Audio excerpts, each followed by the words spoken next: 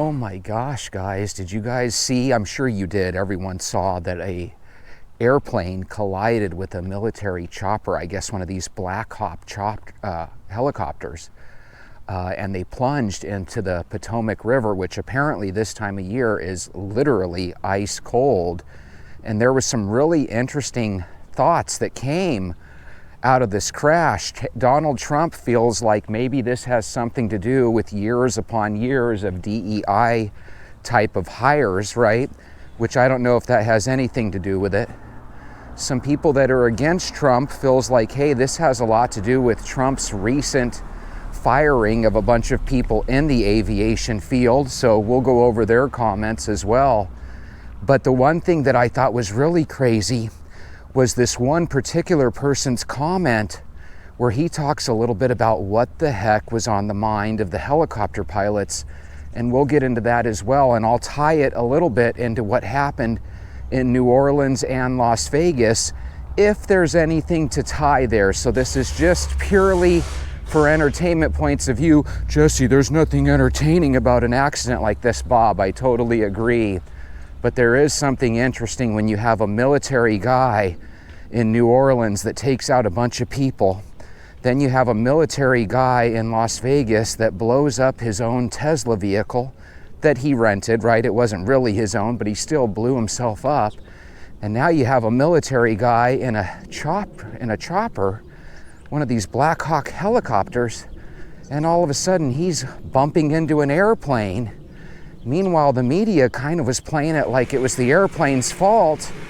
And that was another person's comment. So we've got a myriad of comments that I find incredibly interesting. And then we're also going to talk about a famous rapper from back in the day whose brother was eliminated and erased earlier today. So we'll go over all these together.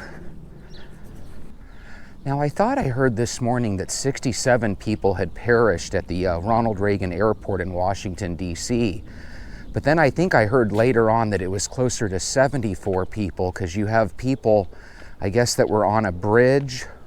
There were also people in the plane, and then, of course, there were a couple of people in the helicopter. I was watching this video from Glenn Beck. He's one of my more favorite YouTubers, and he kind of does videos on political type of subjects and topics, right? He and his partner 70 days ago, and I actually watched this particular video. 70 days ago, he was mentioning that because of our airports and the traffic that goes in and out of these various airports around the country, that we've had so many near misses where planes literally almost hit each other on the tarmac, right? The other day, we were even talking about the Gonzaga basketball team and how they literally almost hit another plane while they were getting ready to take off from the airport. All of a sudden, 70 days later, we have this horrible, not massacre, but this horrible accident that happens, over the Potomac River. Apparently, there were no survivors. I just thought it was really interesting that the Glenn Beck show was literally talking about something like this happening, just 70 days ago. Also, this is probably what was freaking out a lot of people about the New Jersey drones. Remember that they were constantly talking about the idea of what if one of these drones collides with a helicopter or collides with an airplane? Well, now we're kind of getting an idea of what can happen. And by the way, there was a little drone rumor with this particular helicopter, at least from one of these comments. So I want you to hear these comments and tell me what your thoughts are, because I just thought it was really crazy. They also shared some audio where the tower was asking the helicopter guys, do you visually see the plane? And supposedly the pilot of the helicopter said, yes, that's affirmative. And then a second later, you hear people go, oh no! And then it was instantly over. So let's get right to that most interesting comment right away. I thought this was the most interesting comment. It's from a guy named @3000secrets. And he says, I saw a report that said there was no one in the helicopter, that it was remote controlled. Then I heard another report that there were 4 people on board, and now it's down to 3. Something's not right here. Guys, could you imagine if this was actually some sort of drone or some sort of helicopter that was controlled by remote control? And wouldn't it be crazy if the person on the other end of the remote control was some crazy mad guy or maybe even a terrorist? And then of course there's always the idea that what if the pilot themselves actually was kind of thinking along the same lines of the person in New Orleans that was also a military member, or the person in Las Vegas? Which brings me up to my first scary question for you, Venters. What if the people that are actually the most deadly in this country, not the murderous bad people, but our military members, what if all of a sudden a certain percentage of the military decided to attack us? They could really do a lot of damage, and it seems like every time the military members do go crazy, a lot of people get hurt. So I find that exceptionally interesting. Marie Grove says, pray for the U.S. ice skating team and all the families involved. May all their memories be blessed. That was kind of another interesting thing. This was partly part of the passenger manifest, I guess, included people from the U.S. skating team, right? And what's crazy about that is that when it's an ice skating team, I don't think that really concerns a lot of people out there, because not necessarily everyone's an ice skating fan or a figure skating fan, right? But imagine if that would have been a basketball or a football team or a baseball team. This could have been one of those things that was like life-changing. And don't get me wrong, for all the people involved, this is life-changing for them and their families, and our hearts all go out to them. But it's really weird. I feel like America, from top to bottom, I just feel like we're becoming a not so great country. I don't want to say that we're second class or we're becoming like a second world or a third world country, because I don't think it's that bad. But it seems like we have a lot of situations that don't make sense. Number one, why would our military have little exercises that go on so close to the airport where they're literally getting in the way of incoming jets? You know, when a jet is coming down to touch down and land, jets aren't like helicopters where they can go up and down and left and right, at least not very quickly, right? So I don't see how it could possibly be on the plane. It looks to me like it's probably whoever was in the helicopter. It looks to me like it was their fault. So then you have to ask yourself, was it their fault on accident, or was it their fault on purpose? Because if all it takes is for one bad helicopter pilot to nail a plane, then we're going to have situations like this a lot. I think we need to kind of change some rules that involve helicopters not being anywhere near approaching planes. At Camp Poita says, there is no reason for our infrastructure to be so subpar. And that's the point that I was making by saying America is almost, but not quite, becoming like a second and third world country. In those countries, you expect bridges to just fall apart, and you expect houses to just be swept out to sea every time it rains. You don't expect those things to happen in America because so many of us pay so many taxes.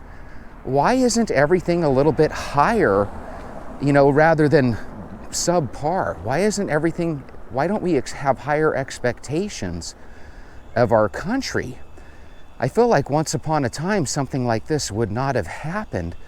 Just seems kind of crazy that it is. We have a couple of streets out here in Arizona where you go down one street and the sidewalks look nice, the streets look nice, everything is smooth, right? There's no cracks in the street. And then you go down another street and it's like potholes like crazy. You go over the road and you think, oh my God, feels like we're driving off-road. This ride is so bumpy. And sometimes I wonder if that's what the country's like. I feel like we need to do something major with the country where we grab tax money to make improvements, without funding extra bullcrap that they always throw into it. You ever hear those stories that in order to get such and such law passed, the Congress found a way to throw in an extra $60 million library somewhere?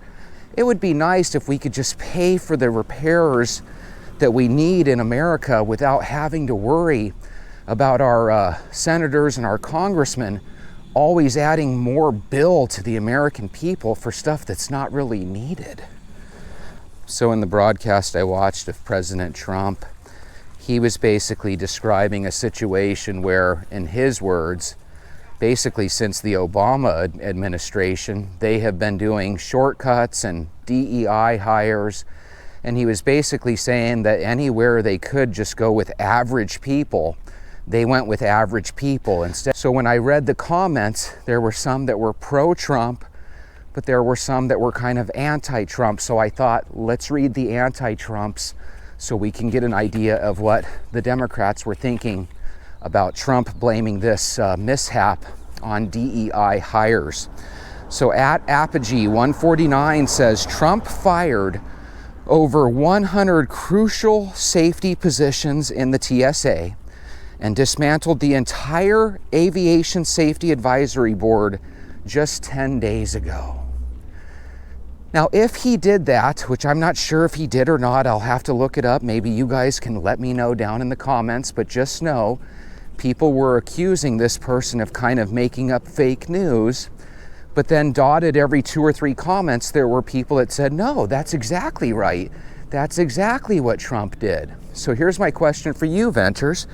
If Trump really did make these cuts just days ago, and all of a sudden this mishap happens, and this many people lose their lives, is there a piece of you that feels like maybe some of the blame does go on the shoulders of this Trump administration? Some people would say, my goodness, they've only been in charge for a handful of days, but if one of the things that you did right off the bat was you cut some jobs in aviation, who knows, maybe those job cuts literally did lead directly to this accident. I'm not sure. That's why I'm asking you to please let me know your thoughts. Sometimes Trump has a way of answering people in a way that makes it sound like if it were all up to him, life would be perfect, right? If we would have just listened to him, left his decisions, left it well enough alone, all of a sudden we could have avoided every single bad thing that ever happens to us in this country. And I think even if you really, really love President Trump, you know in your heart that that statement's not true. There's always going to be mishaps. There's always going to be accidents. The main thing is you can't really help what's in a man or woman's heart.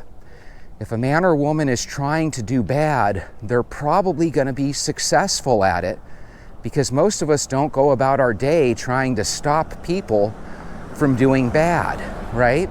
You try your best just to live your life.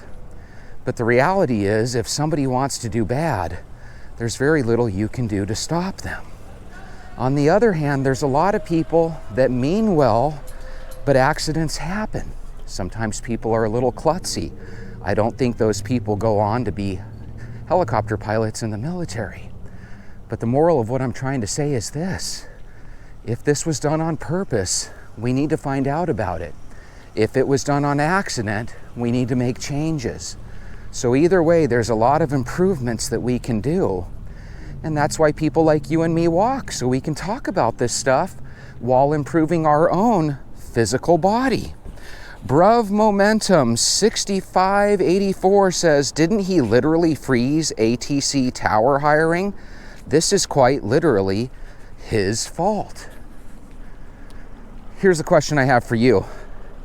If you tell somebody we're going to do some hiring freezes and it just went into effect 10 days ago, I don't see how a hiring freeze would stop this type of accident.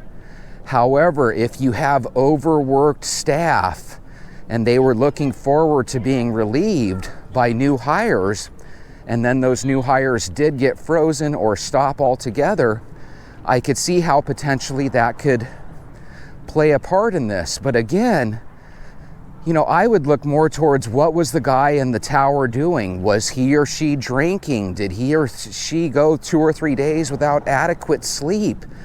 I think we got to wait for the investigation to play its role.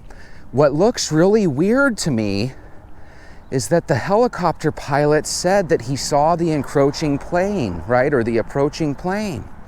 And then a second later, they're screaming, "Oh no," and then all of a sudden it's silence. And the next thing you hear is someone saying, "Hey, there's been a crash. The plane and the helicopter are in the Potomac River." Hey, do you guys think that that's like the scariest thing ever? Could you imagine you're up in this helicopter and yeah, it's fast compared to humans and cars down below at the street level, but it's not as fast as an airplane that's rushing in towards it, right? And could you imagine you're looking out one window, and it was really dark, obviously, but you're looking out one window, right, at the buildings and the surrounding area, and you think the coast is clear, and then all of a sudden you look out the other window a split second before the collision. That must have been the most scary visual ever. You know, when you look up at the sky and you see airplanes, you're seeing them from miles away and they look like a tiny little pencil in the sky. But all of a sudden, it's right outside your window and colliding with you. Oh my God, that is the thing of nightmares, isn't it? Lovelight 4763 says, "It amazes me that everyone says a passenger jet crashed into a military helicopter. You can see by the videos that the helicopter crashed into the jet, not the jet into the helicopter. The helicopter was in the wrong place." See, this is where all of a sudden you have to ask yourself, you have a pilot behind the in the cockpit of the helicopter. There's a couple of people with that pilot. Supposedly they saw the plane. Well, if you see the plane, you'd like to think you can get out of its way, right? But for some reason, after saying that they made visual contact with the plane, they still ended up colliding with the plane. I hope we don't come to find out that this was done on purpose for some reason. And the reason I say that is simply because the pilot was part of the military. And in New Orleans, we had that one guy that took his vehicle and literally started running over people. In Las Vegas, we have another military guy that supposedly was from Fort Bragg or whatever that same military that the guy in New Orleans was from. And all of a sudden, he's outside one of Trump's towers blowing up a Tesla vehicle, right? A Tesla truck. Now, all of a sudden, you have a third military character, and all of a sudden, he is colliding with a plane. Now, I don't know about you, but you know as well as I do, helicopters are real vulnerable from any type of attack. Whenever they go down, it usually doesn't end well. So you figure if you were a helicopter pilot worth your salt, you figure you would kind of know that when it comes to a game of chicken, you're not going to be able to take much of anything, let alone a plane. So I hope we don't end up finding out that this guy had a manifesto and a diary and a death wish and a connection to some outside terrorist organization. And if you are members of this pilot's family, I'm not saying that's the situation. I'm simply saying that this is really weird that we keep having these tragedies that involve people of the military directly. Does anyone else think that that's a little weird? One of our favorite rap artists from the 80s and 90s was a guy named Too Short. I know his first name was Todd. I don't really remember his last name, but I just remembered I had some CDs of his, and as if I was driving down the street, we would play our rap music of his, and I just thought it was really great. This guy has so many gold and platinum records and stuff that you figure he probably made millions upon millions of dollars. But today they did a story of his brother, whose name Wayne Shaw. It's his 61-year-old brother, so his older brother. Anyway, check this out. There was multiple suspects were in a vehicle, and they actually rammed their car into the front of an industrial building, breaching the building itself. The reason I bring this all up is when I was growing up, I assume Too Short made millions upon millions of dollars. But if you looked at this area where his brother lost his life, all you could think is, man, this looks like a ghetto area where a millionaire's brother should not be. There's a lot of people that when they make it rich, especially in the rap game, it doesn't necessarily mean that if you're their buddy or you're their brother that they're going to come and rescue you and take you up to their heights. So I have a feeling Too Short probably to this day probably lives in a nice house and he probably eats well. But again, if you would have seen the neighborhood where his brother took his last breath, to me it looks like Too Short didn't do anything for his brother's sake. Not that he owes him, but I would just hope that if one of my family members made it super famous and super successful in the rap game, I would hope that he would want me to live in a nice neighborhood. Wouldn't that be crazy if all of a sudden in a couple of weeks the president came on TV and addressed the nation and said, hey, I don't know how to tell you this, but we have word from our intelligence that there are people in the military that are actually part of Al-Qaeda or part of ISIS, and it's their job to literally do bad stuff over the next upcoming months and upcoming years. Wouldn't that just be a nightmare? That would be one of those things where from an outsider point of view, you would say, oh my God, there's so much division between left and right and so much division among the people of the country. And now we're going to have this division where nobody trusts our military members anymore. So I could see that really being a crapshoot there. I could see that being something that would really affect a lot of people in a negative way. I feel like our infrastructure in this country's gone bad. I feel like we've been collecting tax after tax after tax to the point where people don't want to pay taxes anymore. And all that money that they collected, I think they just swindled it away and sent it to absolutely the wrong stuff over the last 20 or 30 years. And I think it's really starting to bite us in the butt. Whenever things need to get fixed, we have to tax people more. But again, we have politicians that you can't even trust because every time you give them money, they mismanage it and they spend it horribly. Did you hear about that congressman that got 11 years yesterday? He was the one that was taking bribes from, other countries. That 11-year sentence for that guy, because he already looks like he's in his 70s, that basically is a death penalty. It sounds nice, like, hey, 11 years, that's no big deal. When you're 75, 80 years old, that is a life sentence. I think what they need to do is I think they need to look into all these politicians, find out how many are on other countries' payrolls, and I think they need to get rid of them. Whether that means getting rid of them permanently or throwing them in prison or whatever, I think that that's the biggest national security risk. I don't think it's these people that are MAGA lovers. I think it's these bad people that we absolutely know are selling us out to other countries. I think we need to investigate them, get them out of our Senate and out of our Congress. I think a lot of our politicians are just crooked, bad people. I really do. I'll tell you who's not crooked or bad: venters and people that like walking. We're the type that we want to take care of our own health and take control of our own destiny. So I urge you to hit subscribe, hit the thumbs up button, and I urge you to visit us tomorrow where we go on another walk together. I'll see you then.